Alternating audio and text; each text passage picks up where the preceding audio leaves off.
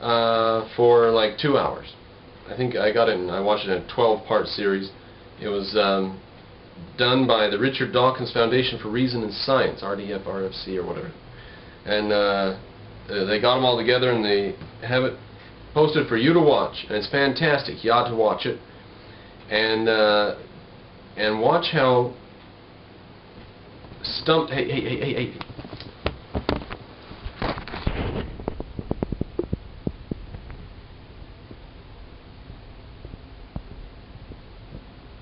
Now get out of there. Go on. Go on. Go on. Go on. Go on.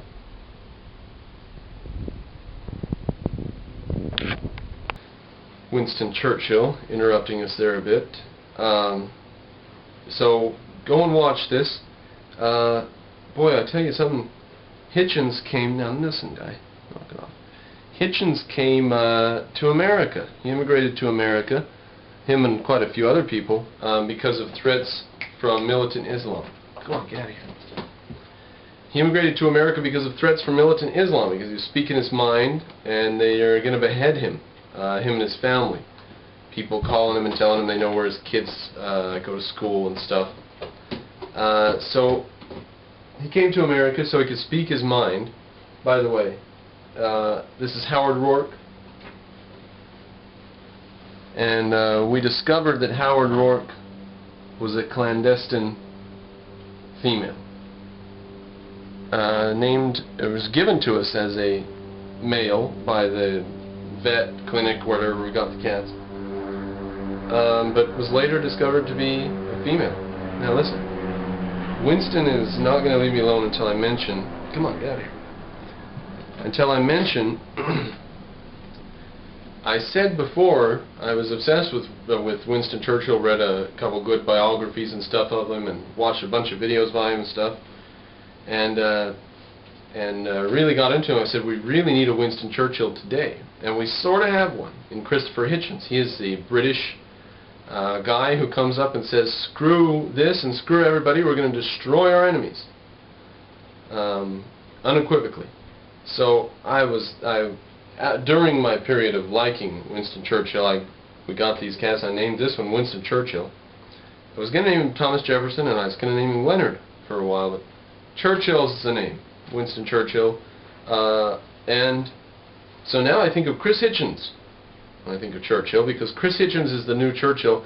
He emigrated to America. It's not safe to stay in Britain because they've fallen into the Dark Age. They were the island of civilization before, and we actually used Britain to launch into the Nazi Empire to invade, but can't do that this time. Britain's going to be taken over. Apparently the prince is going to convert to Islam. It's good riddance to them, I guess. Poor suckers.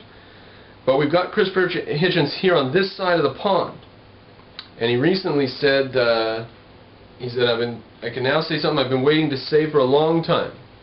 And he looks at the camera. He said, and I heard him say it in a few different speeches. Looks at the camera and he says, "My fellow Americans." And that's all he wanted to say. That was it. That was it. He wanted to say, "My fellow Americans," because he had recently become a citizen of the United States. He was very proud of his citizenship, and he says that America is the only bulwark against militant Islam and a new Dark Age. So he's here on this side of the pond to try to wake America up. Churchill had to come over and wake America up. Pearl Harbor is actually what woke us up. This is all just being played again, you know. It's an old movie, and it's getting a bit worn out, I might say. I'm with Dawkins and Hitchens on this. Let's do away with religion. Let's put it in a box and bury it. You know? Really. Let's put it in a museum. Let's make sure that all the churches everywhere are little museums, or we could convert them to orphanages or whatever. I don't care. Not really. You could keep your churches, but religion's so old. And the Nazis were just as religious as the communists, who were just as religious. As Christopher Hitchens makes the point, North Korea is a religious state. It's a religious state. Now, the Catholics if you look at it this way, if you look at it as if there's no God, there's no further realm, there's no supernatural, everything is the temporal, everything is the here and now on earth. So every religion that gives its power to whoever, pays tithes to whoever, takes orders from whoever, every religion is doing that on the surface of the globe within temporal, day and night, within reality. There's no God that they're servile to. Now, the communists were servile to Stalin, and the Catholics are servile to the Pope, and there was a dictatorship of the Pope for centuries on end in Europe. And they overthrew, that's their fear of Catholicism to this day, is the dictatorship of the Pope that ruled for centuries.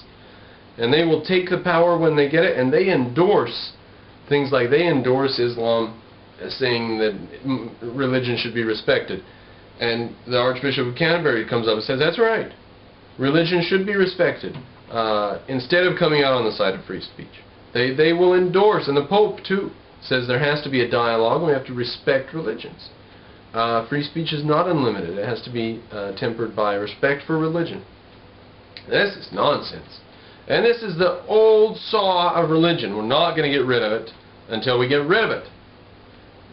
So I'm with these guys on this. Now, watch the Four Horsemen interview, and you'll get a taste for each of these individuals, and then get into, you should watch all videos of all of them, a bunch of the time, and clean up your desk or something, you know. I play a stupid video game called The Rise of Nations. I love it because I can start with the Stone Age, and I can end with nuclear weapons and stealth bombers and everything in between is present. It's a panorama. I can't take too much of it. It's like really sweet candy. But when you've got that going in the background, you cook a little, clean the kitchen, organize some books, move the furniture around, dust, and listen to all this about atheism. Just busy yourself on a day off and learn. Big long playlist, and listen to it twice. Now, ask yourself how you're going to justify morality in each of the ways that these men is challenged to do. Each time that they're challenged, where do you get your morality from? How do you know what's moral? One of the biggest challenges they meet again and again is that, sure, there were murders, lots of mass murderers. The biggest, worst, most massest murderernest guy ever was Stalin, who was an atheist. And he was maybe outdone by Mao Zedong, who was an atheist. And Chris Hitchens made the point, these are not secular societies. And if you look at it the way you look at the dictatorship of the Pope, that they burned people at the stake centuries on end and did terrible things. They disembowel people, pulled their insides out while the person's alive and tied down. They had thumb screws. They would insert screws and screw them into the fingers and screw them all the way down into the bone and stuff. And they would rip fingernails off and all kinds of really disgusting things in the name of God they did for centuries on end. And they did it in the name of God, and I don't care what you say, they did it on this earth in a day and night world, and there's not a God and there's not a supernatural realm. So they did it in this temporal reality, in the same place where Stalin took his people to the furnace. Now, Stalin did a better job, but nobody before him had the means that he had. Or I submit that the Pope in the Middle Ages, if he had the power to do what Germany did in World War II to try to exterminate the Jews, he would have tried. They would have tried a Holocaust. They would have used nuclear weapons in the Middle East if they had them in the 800s or 900s. The fact that the secularists, and don't call the Nazis secular, they weren't secular, Hitler, or Goebbels I believe it was, said, was it Goebbels or Goering, said that science was the one sting in the side of Nazism. Nazism would work as a doctrine, it would be consistent throughout if they didn't at some point have to bring in and praise and uphold science and scientists and material progress, and because that gave them an edge in the whole world. It gave them an edge, and so they had to have room in there for their doctrine. He said it's a stinging nail in the side of Nazism.